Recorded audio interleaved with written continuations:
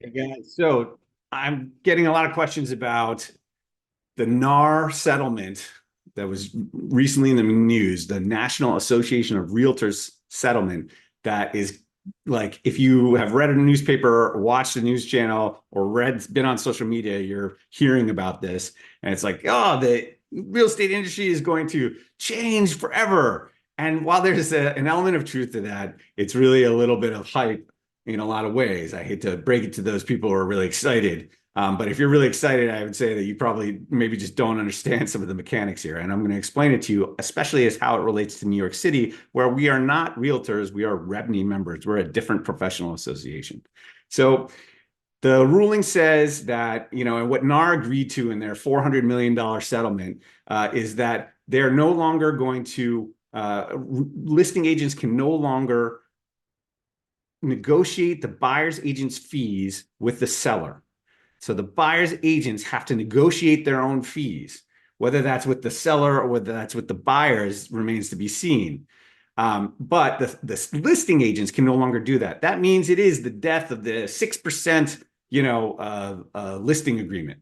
Unless you have an amazing listing agent, but let's not go there. So the that means the fees that you're probably going to see coming from the listing side to market and sell the properties and negotiate and all the stuff that we just will continue to do, right, is going to be probably closer to 3%.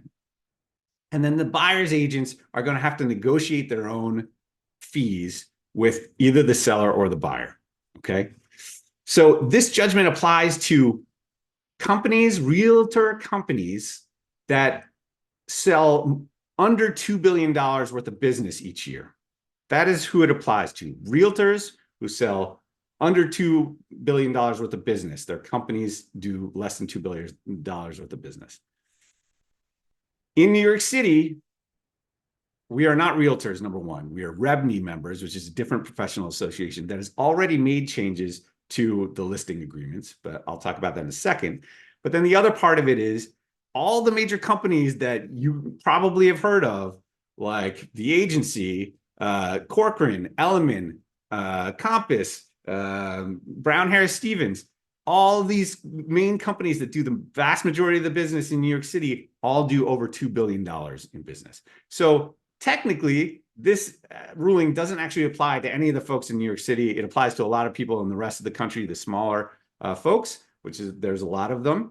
And but it also doesn't apply to New York City as much because we are not realtors. Everybody calls us realtors. We are not realtors. It's like Kleenex and tissues.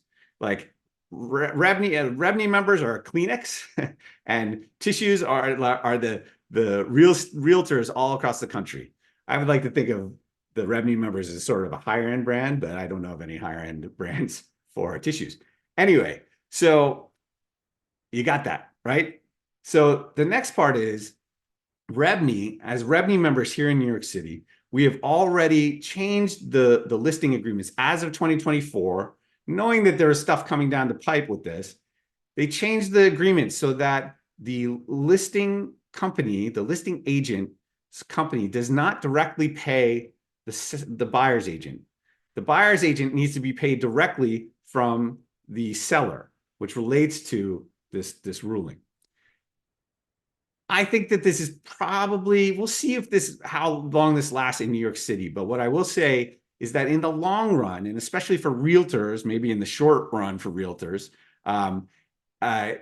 across the nation, what people are going to end up doing is the buyer's agent is going to have to negotiate their fee with the buyers or with the sellers directly. I don't know how that's going to kind of pan out, whether they're going to be negotiating with the buyers or the sellers or both. I do commercial deals as well, and oftentimes we're negotiating with both the buyer and the seller on the fee if we're on the buy side. That is not uncommon, especially if it's like an off-market deal and all this other stuff. But what you're going to see just generally through the country and probably in New York in the longer term, farther down the line, I don't know exactly when, is that the buyer's agents are going to have to negotiate like their fee. Okay. It's not going to be set by the listing agent side. Now, The thing is like, if you don't want to work with a real estate agent, you don't have to now, right? You absolutely don't have to. You can try and sell the place on your own. You can try and buy the place on your own.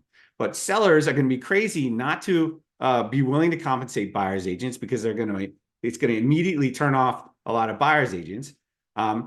If the sellers aren't going to pay them, right? So you're saying, if you're a seller, you're essentially saying to the buyer's agent, hey, I don't want you to bring your clients to my listings. That's a very bad idea. I wouldn't do that if I were selling my place. Then maybe the custom becomes that the buyer's agents negotiate with the buyers. In that case, their buyer's agents are going to be, it's going to be kind of like it is now, where you have a bunch of experienced, great agents who are saying, you know what, I'm going to take 3%. I take 3% on the buyer side that you will be expected to pay, or I will endeavor to get that 3% from the seller side. And if they don't they don't compensate me at 3%, I expect you to make up the difference of whatever they are willing to compensate. That is kind of what I expect to see. And I think that if you think about the dynamics there, where truthfully people do really want and use and gain utility from listing agents and from buyers agents, especially in complicated markets, especially in complicated, tough markets where you have to know your stuff, especially in markets like New York City, where you have to put board packages together and you can get rejected if you don't present things in the right way. These kinds of value that agents add are still going to be there, and they're still going to be worth compensating for. Might the average go from 3% to 2.5% for buyers agents? Maybe. It's possible. Are there going to be a bunch of like brand new agents that you don't want anywhere near your transaction being like, I'll do it for 1%? Absolutely, that too. And feel free to work with them. They exist now. They're discount brokerages all over the place, and they provide a service, but it's a limited service, or it lacks experience, or whatever it is. So I'm not saying that this is not necessarily a bad thing, actually, right? Well, one of the things somebody was saying is that transparency is important in the industry, and I agree with that. Transparency is important in the industry. It's important to know, how the buyer's agent is being compensated and how much it is.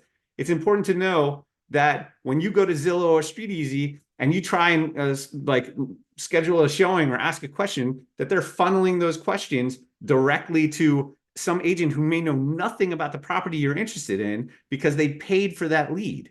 But that's the kind of stuff that makes the whole industry better. So transparency, I think, is a good thing. I always want to pull the curtain back on this stuff. So ask me questions and I will happily talk to you about it, or debate it with you, or think tank it with you, because I'm interested to see how things develop as much as you are. Trust me. So I hope this is helpful. I hope it's helpful. I hope you have a little bit of a better understanding of what this ruling actually means and why it's not going to significantly change the industry. Prices are not going to come down on real estate. If anything, the seller might save some money, but the buyer's probably going to pay more, or some combination of those things. So that's my 5 cents for however many minutes this has been. Ask me questions. I love to talk about this stuff.